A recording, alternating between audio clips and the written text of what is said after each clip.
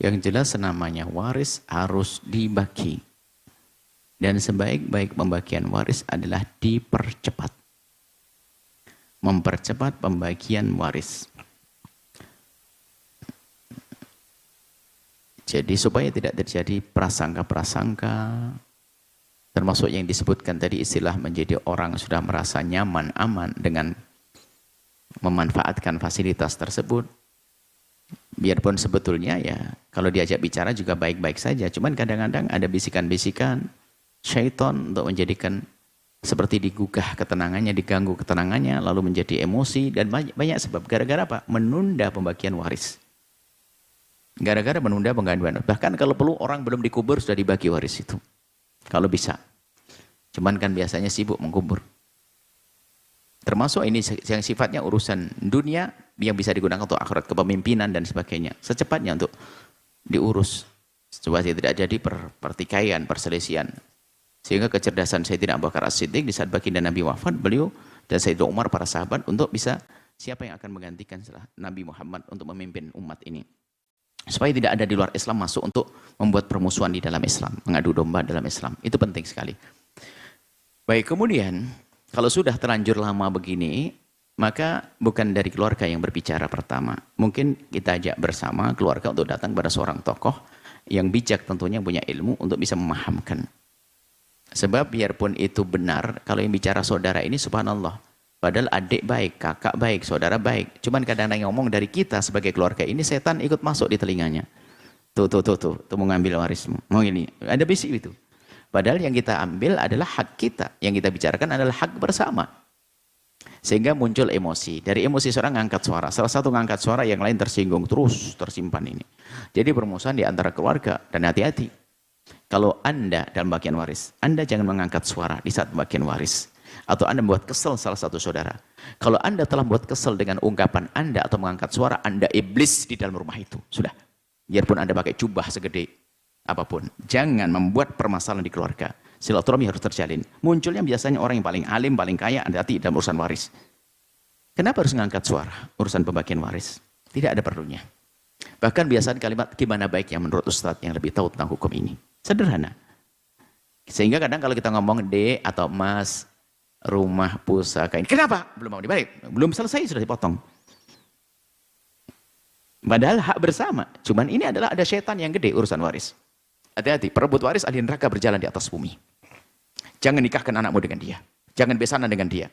Saudara saja digils, apalagi dirimu yang baru kenal. Hati-hati. Orang jahat yang jahat adalah perebut waris. Dia durhaka pada orang tuanya, ngambil hak saudaranya, mutus tali persaudaraan. Tidak ada kebusukan lebih dari dilakukan perebut waris. Nah, kita bisa bicara baik-baik dengan keluarga, kemudian lah adapun setelah kesepakatan untuk nyusui isah. Nyusui misalnya apa? Ini adalah kenangan milik ibu dan seterusnya. Ada kalau dibagi tidak mungkin dijual, nanti ya sah saja dijual. Tapi saya senang, maka Anda susui. Susunya dengan harga normal dong. Ya misalnya kalau kakak laki-laki 2, perempuan 1, berarti nanti ketika dijadikan 2 kali 2, 4, tambah 1, 5. Itu nanti dari harta ini dibagi 5. Kalau peninggalan dari ayah misalnya. Atau ibu misalkan. 1 orang misalnya. Ya dijual dong. Dinilai kalau dijual berapa harganya. Oke, dinilai harganya ternyata adalah 500 juta. Oke, 500. 500 juta ya Anda susuki. Untuk adik perempuannya ya 100 juta.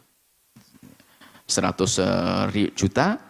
Untuk saudara yang satunya lagi 200 juta, Anda 200 nggak perlu milik Anda sendiri kok. Begitu cara nyusukinya, sehingga harganya diglobalkan dulu. Baru nanti bagian yang mengambil ya tidak perlu nyusuki ke dirinya sendiri, ya sahaja pura-pura keluarin 200 dibalikin lagi ya sama aja. Berarti menyusukinya hanya perlu 300, setelah itu diurusi jadi miliknya. Sehingga tidak diwaris lagi dan segera diurus suratnya. Sebab ini termasuk bahaya juga. Sudah dibeli, ini banyak yang terjadi.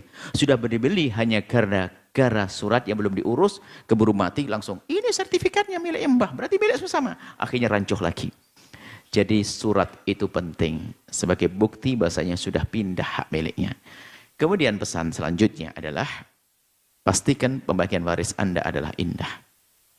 Dan mungkin saudara daripada penanya mendengar, saudara Anda bertanya ini bukan untuk membuat kericuhan, yang mendengar mungkin termasuk yang sudah berada di rumah pusaka tadi, rumah peninggalan, nyaman, insya Allah setelah dibagi waris semakin nyaman. Doa kami semakin nyaman, kenapa? Dan kami yakin adik juga sangat mudah diajak bicara. Hanya mungkin kalau bisa adalah dikumpulkan bersama, ada ustadz yang berbicara, memberikan motivasi, untuk memberikan semangat, memberikan atau mengajak merenung, maka nanti akan membagi waris dengan keinsyafan, dengan kesadaran, maka setelah itu tidak terjadi kezaliman. Bahkan bisa jadi yang merasa sudah cukup, nggak perlu saya mengambil, banyak semacam itu.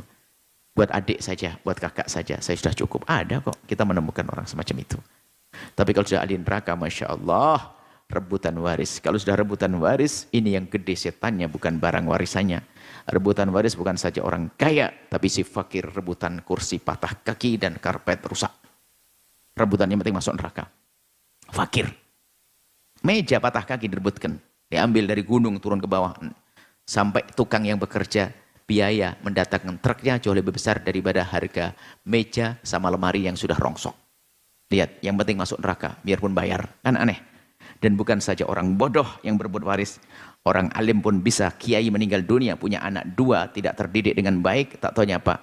Rebutan kantin pondok, sampai sekarang belum beres-beres. Dan kadang yang jahat bukan anaknya, istrinya atau pasangannya, yang rutin setan pakai kerudung di rumahnya. Bahaya.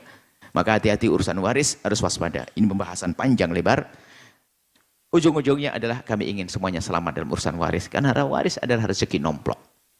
Pemberian dari Allah melalui orang tua kita yang harus kita syukuri, tanpa harus kita jadikan sarana atau alat untuk masuk neraka. Na'udzubillah. Wallahu a'lam bishawab. Jangan lupa berselawat kepada baginda Nabi Muhammad sallallahu alaihi wa alihi wa sahbihi wasallam.